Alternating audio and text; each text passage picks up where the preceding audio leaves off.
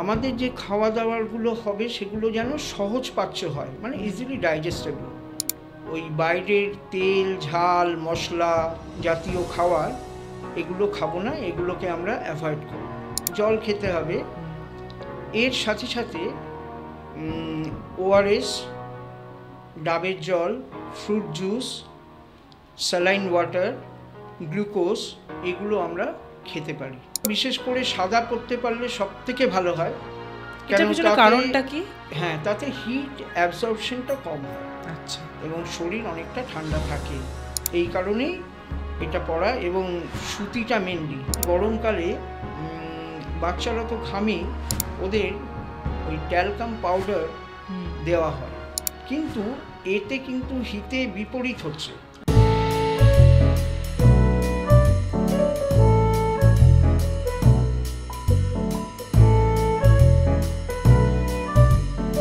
Welcome to another new episode of Student Voice Matters. This is your host Sonalika Goswami. বাইরে প্রচণ্ড গরম পড়েছে, প্রচুর স্টুডেন্টদের স্কুলে যেতে হচ্ছে, তারা অসুস্থ হচ্ছে। নর্মাল আমরাও অসুস্থ হয়ে যাচ্ছি এই গরমের কারণে। স্কিনে নানা ধরনের র্যাশ, অনেক টাইপের রিয়াকশন হচ্ছে। তো এই গরমে কতটা নিজেদেরকে প্রোটেক্ট করে রাখা যায় বা কতটা ভালো থাকা যায়, শরীরটাকে সুস্থ রাখা যায়, এই নিয়েই আমাদের আজকে পডকাস্ট। আমাদের আজকের guest doctor Rajat Kanchan Banerjee. Thank you sir আমাদের সাথে আজকে আসার জন্য। নমস্কার। নমস্কার।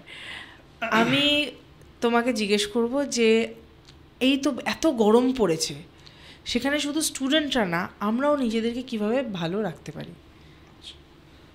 নমস্কার, আমি doctor Rajat Kanchan Banerjee, consultant homeopathic physician.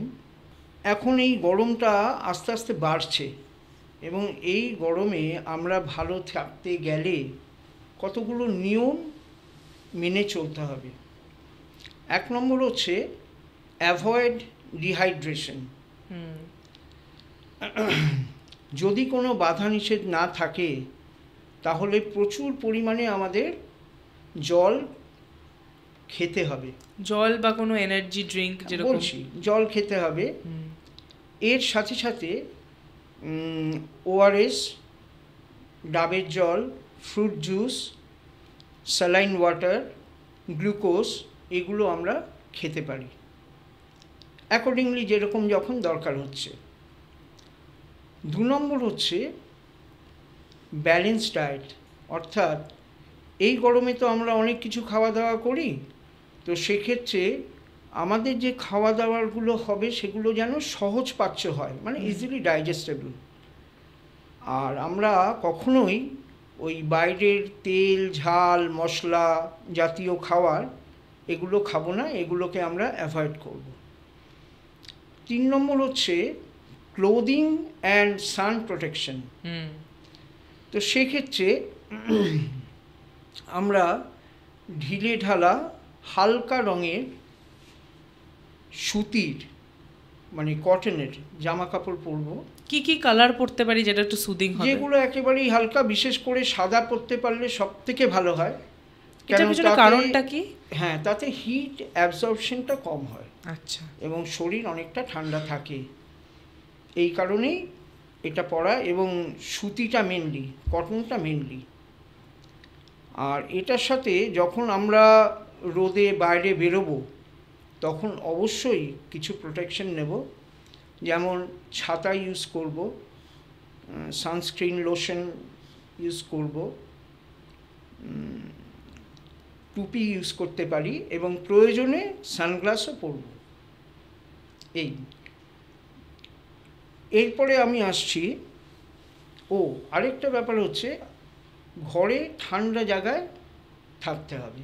একটু ঠান্ডা জায়গায় থাকলে অনেকটা ভালো লাগবে বা রিলিফ হবে আমাদের। আমি এখানে একটা প্রশ্ন করতে চাই, এই যে আমরা সারাদিন এসিতে আছি, তারপরে বাইরে যাচ্ছি, হট করে প্রচণ্ড একটা গরমের হালকা রোদ লাগছে, তাতেই একটু মনে হচ্ছে মাথাটা ব্যথা হয়ে যাচ্ছে। এই যে এসি থেকে আবার বেরোচ্ছি, আবার একটা এসিতে বাড়ি গিয়ে ঢুকছি, এই জিনিসটাকে কীভাবে ব্যালেন্স করতে পারবো আমরা? এই জিনিসটাকে ব্যালেন্স করতে গেলে আগে এসি থেকে বেরিয়ে প্রথমে আমাদের নর্মাল রুম টেম্পারেচারের কোথাও ওয়েট করতে হবে, তারপরে আমাদের বেরোতে হবে। প্রয়োজন হলে আগে আমরা একটু জল খেয়ে নেব, জল খেয়ে নিয়ে তারপরে আমরা রোদে বেরোবো, মানে আচ্ছা। বাইরে বেরোবো। কিন্তু বাইরে বেরোলে তখন যে হলকাটা লাগে বা ওই যে গরমটা লাগে, সেটা প্রিভেনশনের জন্যে আমি যেগুলো বললাম, যে মেজারগুলো, হুম যে সানস্ক্রিন, ছাতা, হুম টুপি, সানগ্লাস, এইগুলো কিন্তু অবশ্যই নেব, নিয়ে তারপরেই বেরোবো। কিন্তু এসি থেকে বেরিয়েই আমরা দুম করে আরেকটা টেম্পারেচারে যাব না, কেন এই যে টেম্পারেচার ফ্ল্যাকচুয়েশন হচ্ছে, আমাদের শরীর একরকম টেম্পারেচার নিয়ে নিয়েছে। হুম এবার সেই টেম্পারেচারটা যখন ফ্ল্যাকচুয়েট হয়, তখন ঝট করে কিন্তু শরীর সেইটাকে কোপ আপ করতে পারে না। ওই কারণে আগে আমাদের একবার রুম টেম্পারেচারে দাঁড়াতে হবে। রুম টেম্পারেচারে এসে কিছুক্ষণ ওয়েট করে জল খেয়ে তারপরেই আমরা প্রিকশনগুলো নিয়ে বাইরে বেরোতে পারি। আচ্ছা, এইবার আমি আসছি একটা খুব ইম্পর্ট্যান্ট ফ্যাক্টর, সেটা হচ্ছে এই গরমকালে যেটা হয় যে একটা ডিজিজ ফ্যাক্টর। হ্যাঁ, তো এই ডিজিজটাকে, ডিজিজ প্রিভেনশন মানে আমাকে ডিজিজ প্রিভেন্ট করতে হবে। এই সময় বেশিরভাগ ক্ষেত্রে দেখা যায় ভীষণ পেটের গন্ডগোল হচ্ছে, হ্যাঁ একদম, জন্ডিস, ডায়রিয়া, পাশাপাশি জ্বর, সর্দি, কাশি এগুলো হয়। তো এগুলো যাতে না হয় সেই কারণে আমরা প্রিভেন্টিভ মেজার নেব। বিশেষ করে আমরা বাইরের জল খাবো না, বাইরের খাবারটা খাবো না, একদমই অ্যাভয়েড। বাইরের জলটা বিশেষ করে আমার মনে হয় একেবারেই জল এবং খাবার দুটোই আমরা খাবো না, কেন কোথায় কি কন্টামিনেটেড হয়ে আছে আমরা জানি না। ঠিক ঠিক। তো সেক্ষেত্রে সেগুলো যদি আমরা খাই, সেখানে কিন্তু আমরা অসুস্থ হয়ে পড়তে পারি, কেন অলরেডি আমাদের কিন্তু গরমকালে বিশেষ করে একটা ডিহাইড্রেটেড কন্ডিশন ডেভেলপ করে। তো যদিও আমরা হাইড্রেশনটা মেনটেন করি যাতে না হয় সে কারণে, কিন্তু তবুও আমরা বাইরের জায়গাটাকে অ্যাভয়েড করব, মানে খাবার বা জল এগুলো। আমাদের হজম শক্তিও তো মনে হয় গরমকালে একটু কমে যায়। অবশ্যই, কেন যেহেতু এত ঘাম হয় তাতে ডিহাইড্রেশনের মাত্রা বাড়ে। এবারে তখন আমাদের খিদেও খুব ভালো পায় না, খিদে পাচ্ছে না, ভালো লাগছে না, একটা অস্বস্তি সবসময় গরমে। তাই চেষ্টা করব আমরা সবসময় একটু ঠান্ডা জায়গায় থাকতে, এবং ডিহাইড্রেশন যাতে না হয়, আমরা যাতে ডিহাইড্রেটেড না হয়ে যাই সেই কারণে আমরা প্রচুর পরিমাণে, মানে পর্যাপ্ত পরিমাণে জলটা খাবো। সাথে আর প্রয়োজনে ওআরএস আর যেগুলো বললাম সেগুলো তো অবশ্যই খাবো। এই আর ডিজিজ ফ্যাক্টর এটা গেল।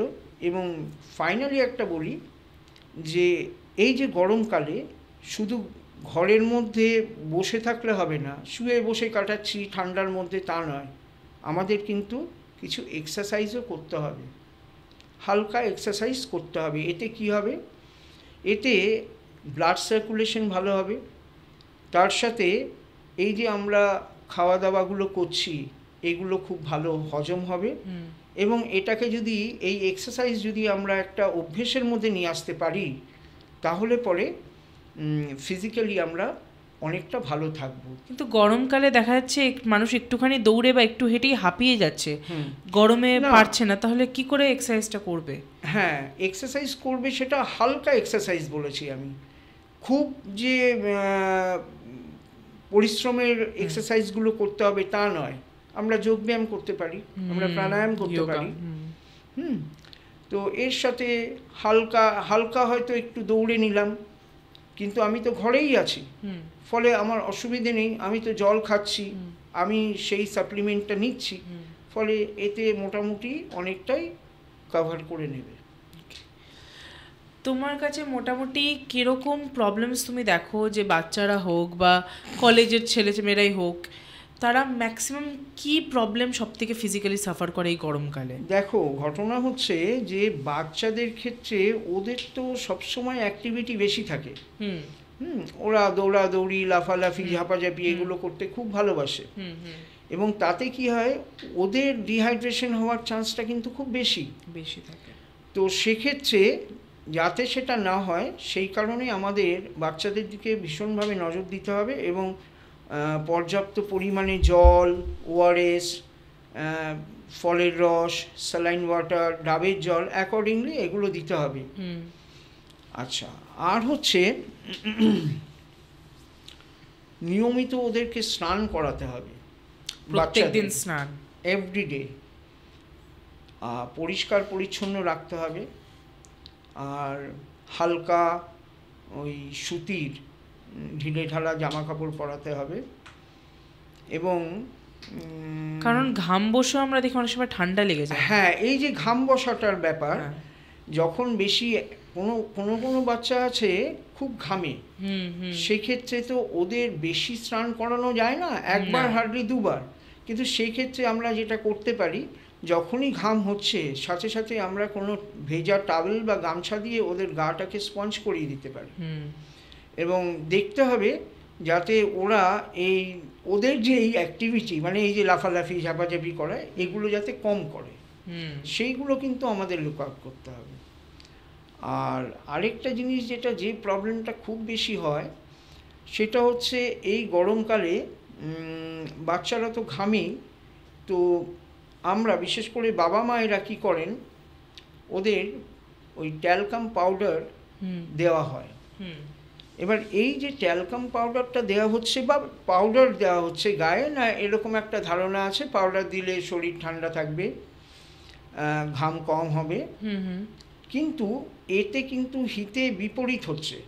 তার কারণ পাউডার দিলে কি হয়, সোয়েট গ্ল্যান্ডগুলো বন্ধ হয়ে যায়, ফলে তার যে নর্মাল শরীরের যে সিক্রিশন সেটা অবস্ট্রাক্টেড হচ্ছে, এবং সেইখান থেকে দেখা যাচ্ছে বিভিন্ন ফাঙ্গাল গ্রোথ হচ্ছে, মানে স্কিনের নানা রকম সমস্যা, স্কিন ডিজিজ তৈরি হচ্ছে, যেমন র্যাশ, ঘামাচি, এগুলো।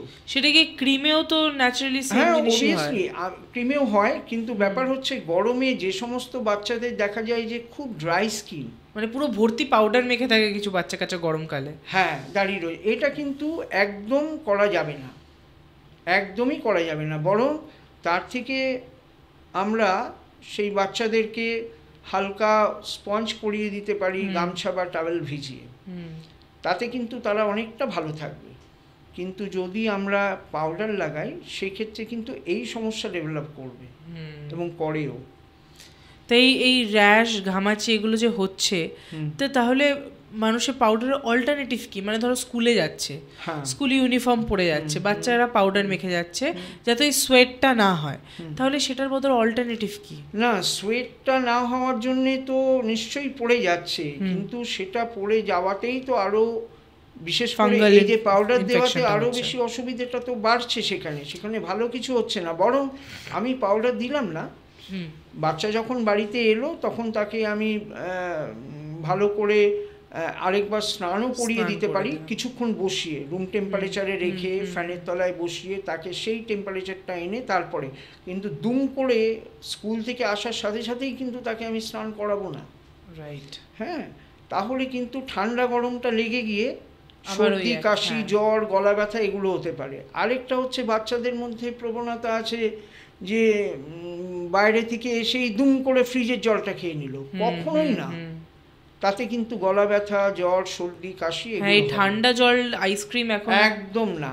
এই না, আইসক্রিমটা খেতে পারে, কারণ সব তো অ্যাভয়েড করা যায় না, সেটা ঘরে থাকাকালীন। আমি বাইরে থেকে নিয়ে আসলাম, মানে রোদের মধ্যে দাঁড়িয়ে আইসক্রিম একদম নয়। ওই যে টেম্পারেচারটা আমাদের শরীরের সাথে সেইভাবে কোপ আপ করতে পারে না, ফলে তখন কিন্তু সমস্যাগুলো বাড়ে। ঠিক।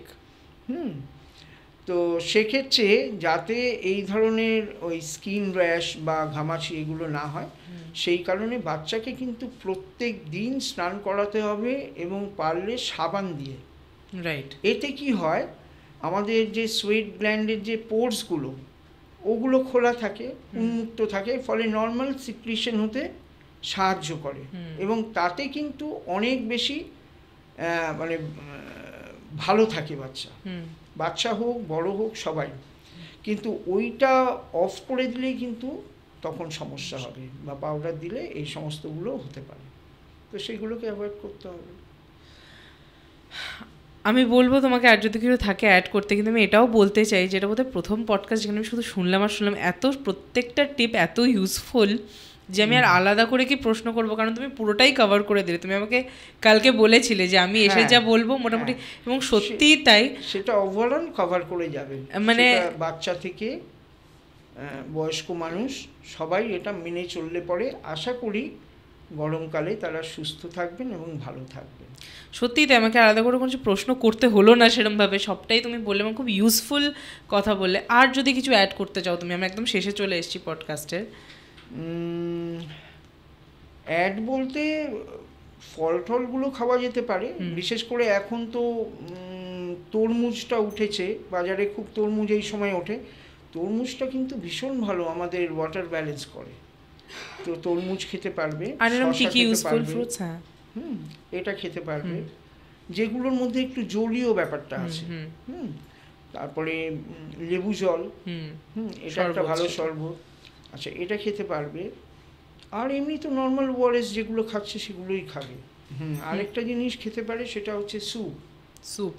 হ্যাঁ, আর এখনকার বাচ্চাদের মধ্যে ওই ব্যাপারটা যে ওরা তো বাইরের ফাস্ট ফুড, জাঙ্ক ফুড, এই পিৎজা, বার্গার এগুলো খায়। এগুলো খাওয়ার জন্যে তাদের শারীরিক নানা রকম সমস্যা দেখা দেয়, কেন প্রপার ডাইজেশন হয় না, মেটাবলিজম প্রবলেমও হয়।